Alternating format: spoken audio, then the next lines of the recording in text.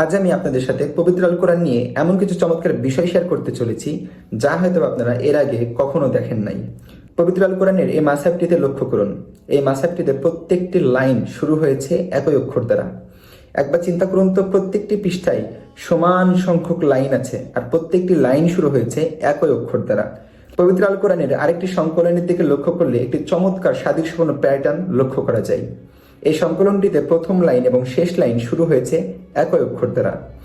দ্বিতীয় লাইন এবং শেষ থেকে দ্বিতীয় লাইন এটিও শুরু হয়েছে একই অক্ষর দ্বারা। আর এইভাবেই পুরো কোরআন সম্পূর্ণ হয়েছে। পুরো কোরআন এই প্যাটার্নটি মেনে চলেছে। পবিত্র আল কোরআন এমন একটি কিতাব যা মানুষকে চ্যালেঞ্জ করে, পারলে আমার মতো একটি কালাম এনে দেখাও। আরবের যেই যুগে ছিল কবিতা ও বাকশালীদের সম্রাটরা, তারা হঠাৎ একদিন চুপ হয়ে গেল। তাদের ভিতরে সব থেকে অহংকারী ব্যক্তিটাও থমকে গেল। এর কারণ পবিত্র আল কোরআন। তারা এত বড় কবি হবার পরেও, এত বড় বাক শিল্পের সম্রাট হবার পরেও তারা কোরআনের মতো একটি আয়াত বানাতে পারে নাই। ফলস্বরূপ তারা রাসূল সাল্লাল্লাহু আলাইহি ওয়াসাল্লাম এবং মুহাম্মদ সাল্লাল্লাহু আলাইহি ওয়াসাল্লামের উম্মতের সাথে বিভিন্ন যুদ্ধে লিপ্ত হয়। তো কেন তারা পবিত্র আল কোরআনের কাছে হার মেনেছিল?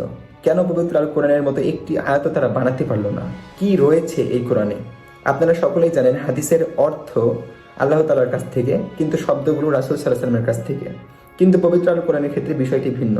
পবিত্র আল কোরআনের ক্ষেত্রে অর্থ এবং শব্দ দুটোই আল্লাহ তাআলার কাছ থেকে, অর্থাৎ words and meaning both are from Allah সুবহানাহু ওয়া তাআলা। আর আমরা মুসলিম হিসেবে এটা সবাই বিশ্বাস করি যে পবিত্র আল কোরআনের অর্থের সাথে সাথে যে শব্দগুলো আছে এগুলো আল্লাহ তাআলার কাছ থেকে। আর আজকের এই ভিডিওটি দেখার পর আপনার এই বিশ্বাসটি, এই ইমানটি আরো বেশি মজবুত হতে চলেছে। তো চলুন কথা না বাড়িয়ে মেন ভিডিও শুরু করা যাক। ভিডিওর শুরুতে আপনাদেরকে বুঝতে হবে সংকলন বিষয়টা কি। আপনারা অনেকে বলতে পারেন, তুমি ভিডিওর শুরুতে যেই মিলগুলো দেখালে সেগুলো তো আমার কোরআনের সাথে মিলে না, তাহলে কি তোমার কোরআন আমার কোরআন আলাদা? না, আলাদা না, হয়তো বা সংকলনটি ভিন্ন। সংকলন বলতে এটা বোঝায় যে একটি কোরআনের পৃষ্ঠায় কয়টি আয়াত হবে এবং পৃষ্ঠাটির দৈর্ঘ্য এবং প্রস্থ কত হবে, এই অনুসারে অনেক রকম সংকলন বাজারে পাওয়া যায়। অর্থাৎ বিভিন্ন সংকলনে একটি পৃষ্ঠায় কয়টি আয়াত হবে, কয়টি লাইন হবে, এগুলোতে শুধু ভিন্নতা রয়েছে। তাছাড়া শব্দে, অর্থে, হরকতে, হরফে কোনো রকম পরিবর্তন নেই। 18 শতকের শেষ দিকে হাফিজ উসমান নুরি নামের একজন ক্যালিগ্রাফার ছিলেন। তিনি নিজ হাতে পবিত্র আল কোরআন লিখেছিলেন 106 বার। জি, 106 বার তিনি নিজ হাতে পবিত্র আল কোরআন লিখেছিলেন। তিনি একবার পবিত্র আল কোরআন লিখতে লিখতে নিজেকে প্রশ্ন করলেন, পবিত্র আল কোরআন লেখার সব থেকে ভালো উপায় কোনটি? তখন সে নিজেও জানতো না যে একটু পর সে একটি চমৎকার বিষয় এবং একটি অলৌকিক বিষয় আবিষ্কার করতে চলেছে। তিনি পবিত্র আল কোরআনের একটি সংকলন লিখতে চাইলেন, যে সংকলনটিতে প্রতিটি লাইনের দৈর্ঘ্য হবে পবিত্র আল কোরআনের সব থেকে ছোট সূরা সূরা আল কাউসারের দৈর্ঘ্য অনুসারে, এবং একটি পৃষ্ঠার দৈর্ঘ্য হবে পবিত্র আল কোরআনের সব থেকে বড় আয়াত, আয়াত আল মুতায়াদা, এই আয়াতের দৈর্ঘ্য অনুসারে। এরপর তিনি একটি চমৎকার অলৌকিক বিষয় আবিষ্কার করলেন।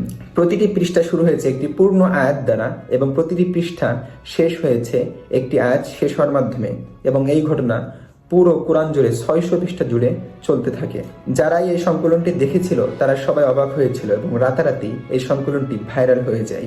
একবার ভাবুন তো, পৃথিবীতে এখন পর্যন্ত যতগুলো বুকস রয়েছে, যতগুলো কিতাব রয়েছে, প্রত্যেকটি কিতাব যদি আপনি আর্টিফিশিয়াল ইন্টেলিজেন্স অর্থাৎ এআই এ আপলোড করে দেন এবং কমান্ড করেন যে সব থেকে ছোট অনুচ্ছেদটি হবে একটি লাইনের মানদণ্ড এবং সব থেকে বড় অনুচ্ছেদটি হবে একটি পৃষ্ঠার মানদণ্ড, এআই কি পারবে কোরআনের মতো মিল করে একটি কিতাব বানাতে?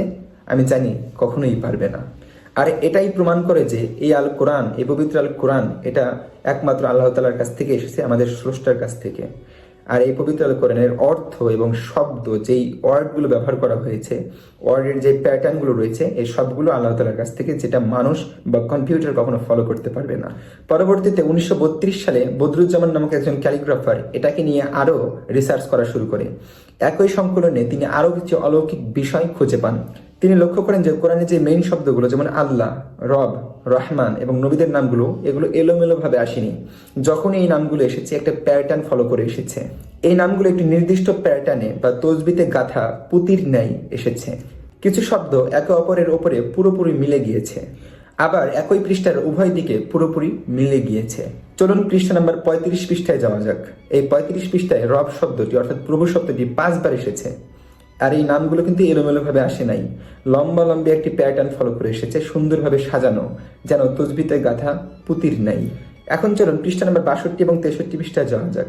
62 পৃষ্ঠায় আল্লাহ নামটি এসেছে 9 বার একটি চমৎকার প্যাটার্নে।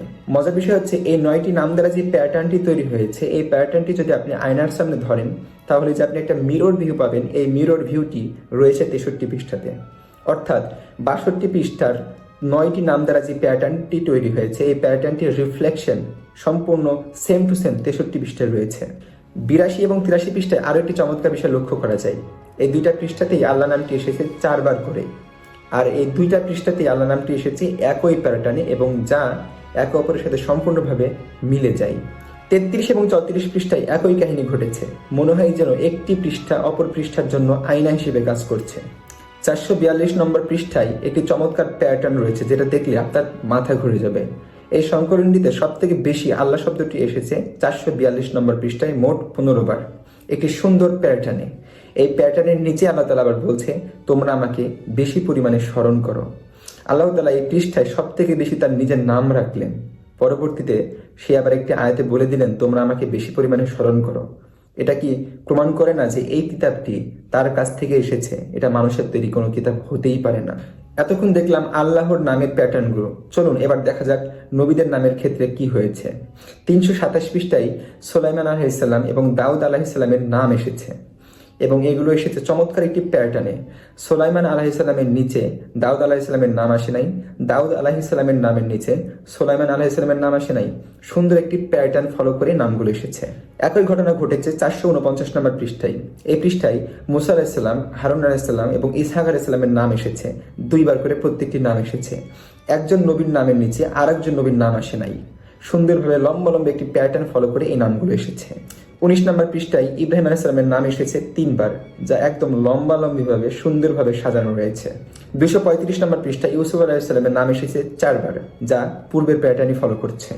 এখন যদি আমি আপনাদেরকে বলি ইউসুফ আলাইহিস সালামের সব থেকে পরিচিত গুণের নাম বলতে, সর্বপ্রথম আপনার মাথায় কোন গুণটি আসবে?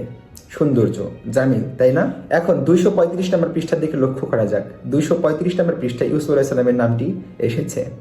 মজার বিষয় হচ্ছে এই পৃষ্ঠাটির অপর পৃষ্ঠায় একদম অপোজিট বরাবর সেম জায়গায় রয়েছে জামিল, যেটা ইউসুফ আলাইহিস সালামের গুণ বর্ণনা করে।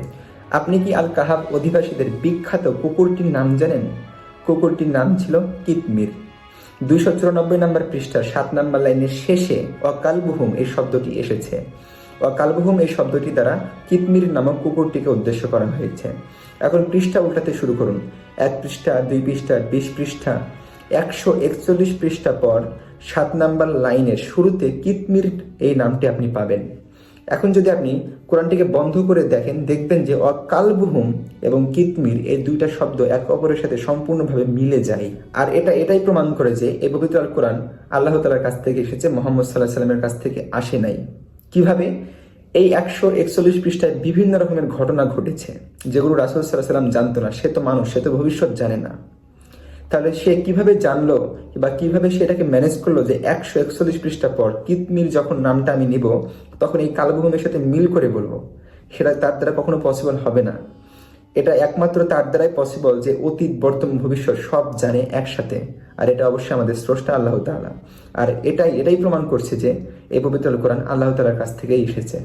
এখন চলুন আরো একটি চমৎকার সংকলনের দিকে লক্ষ্য করা যাক। এই সংকলনটি লিখেছিলেন অটোমান যুগের আরেকজন বিখ্যাত পণ্ডিত হাফিজ আল আনসারী। তিনি একজন ক্যালিগ্রাফার ছিলেন যিনি নিজ হাতে কোরআন লিখতেন। তিনি যে সংকলনটি লিখেছিলেন সেই সংকলনটিতে প্রতিটি পৃষ্ঠার প্রথম লাইন এবং শেষ লাইন শুরু হয়েছে একই অক্ষর দ্বারা, দ্বিতীয় লাইন এবং শেষ থেকে দ্বিতীয় লাইন সেটা আবার শুরু হয়েছে একই অক্ষর দ্বারা, তৃতীয় লাইন এবং শেষ থেকে তৃতীয় লাইন সেটা আবার শুরু হয়েছে একই অক্ষর দ্বারা। আর এই প্যাটার্নটি সম্পূর্ণ কোরআন জুড়েই বিস্তৃত। তো এই সব কিছু একটা বিষয় প্রমাণ করছে যে পবিত্র আল কোরআনের যে শব্দগুলো আছে, যে ওয়ার্ডগুলো আছে, এগুলো আল্লাহ তাআলার কাছ থেকে এসেছে। কেননা কোনো কম্পিউটার, কোনো মানুষের দ্বারা এই প্যাটার্ন ফলো করা কখনো পসিবল নয়। তো ভিডিওটি ভালো লাগলে অবশ্যই লাইক করতে ভুলবেন না এবং আপনাদের মতামত কমেন্ট বক্সে জানাতে পারেন এবং এমন আরো ভিডিও পেতে চাইলে আমার চ্যানেলটিকে সাবস্ক্রাইব করতে পারেন। আসসালামু আলাইকুম ওয়া রাহমাতুল্লাহি তাআলা ওয়া বারাকাতুহু।